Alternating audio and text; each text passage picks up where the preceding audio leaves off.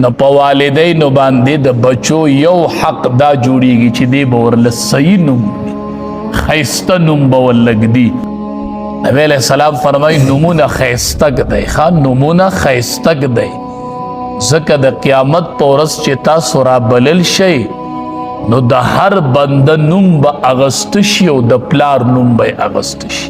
آواز بکیږي پلانکې د پلانکي زوی تدعون یوم القیامه باسمائکم، ستاسو نومونه به واغستلی شي او د پلارانو نومونه به درله واغستلی شي. نو الله به مره وغواړي نو چې ستا نوم هم ښایسته او د پلار نوم دې هم ښایسته. دا نومونه دي چاله څه نوم یخي، چاله بکاڼه او چاله کرکڼه، دا نومونه دي او څه خو داسې ناروا الفاظ ډېرې غلطې معنی. نبی علیہ السلام فرمائی فحسنوا اسماءکم، نمونه ښکلي ږدئ چې قیامت کې ستا دا نوم واغستی شي او د پلار نوم دې واغستی شي، په دې نوم به ته رابلل شي په میدان محشر کې.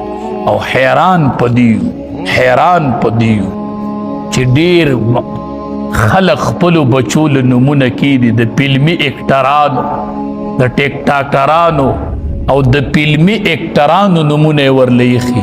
قیامت کې چې الله ستا د دې بچي نوم والي او هغه د فلمي اکټر نومي یا یې د پلار نومي او دا به رابلل شي، دا داسې وړه خبره ده.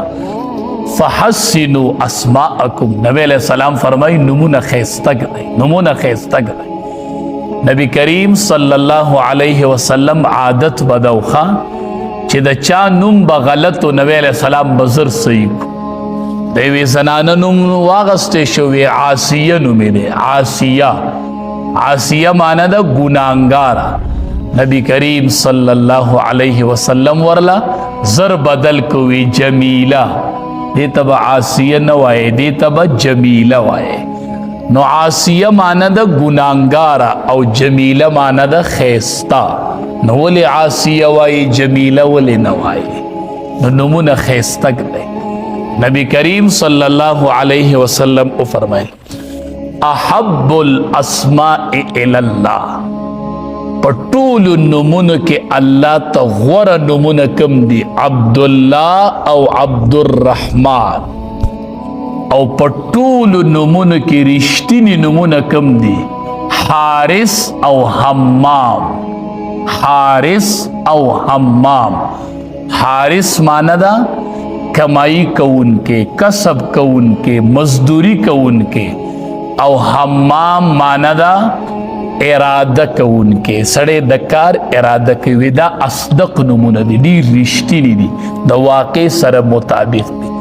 او په ټوله دنیا کې ناکاره نومونه حرب و مره، حرب او مره دي.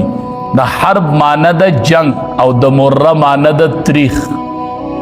نوې دا ډېر ناکاره. نو غوره نومونه الله ته عبدالله او عبدالرحمن، رښتینی نومونه حارث او حمام، او قبیح نومونه الله ته حرب او مره.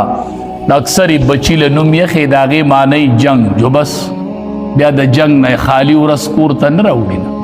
او مره معنی د تریخ. نو بچو له چې نومونه ږدئ نو ښایسته نومونه ولږدئ. فحسنوا اسماءکم، په دې نومونو به دا بچي رابلل شي او د پلارانو په نومونو به رابلل شي.